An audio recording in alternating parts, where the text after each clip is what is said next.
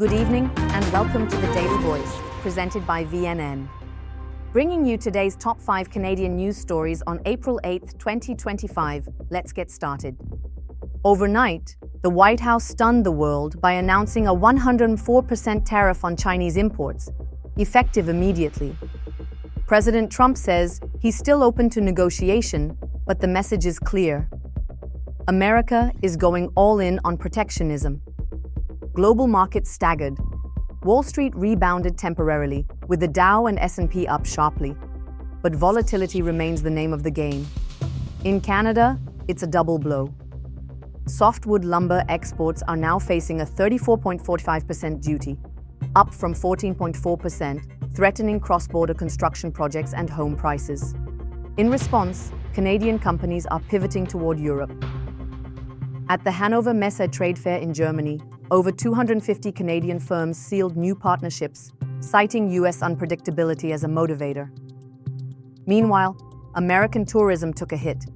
International visits fell nearly 12% last month, a phenomenon some are calling the Trump slump. With global trade lines shifting fast, Canada appears ready to diversify its economic future. Don't let the calendar fool you. Toronto woke up to midwinter chaos this morning.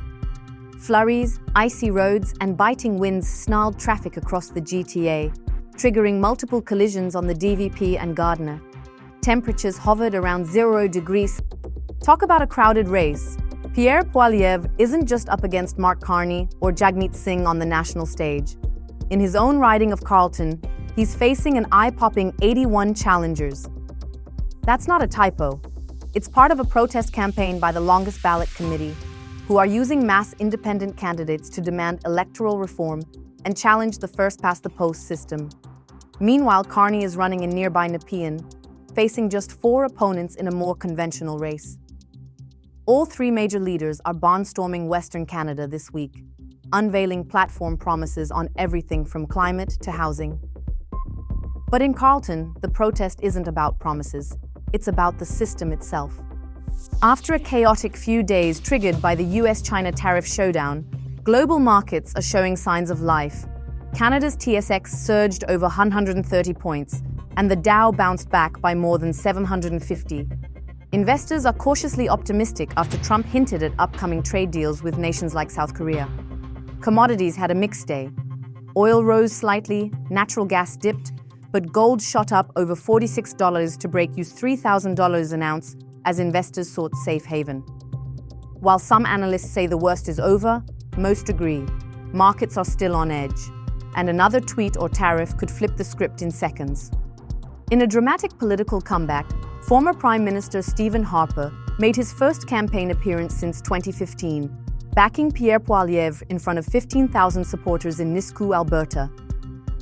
Harper slammed the Liberal government, accusing them of deflecting blame and making excuses for Canada's economic woes.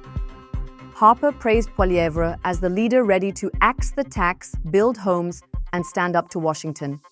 He dismissed Carney's lack of political experience and reminded voters that it was his government, not Carney alone, that led Canada through the 2008 financial crisis.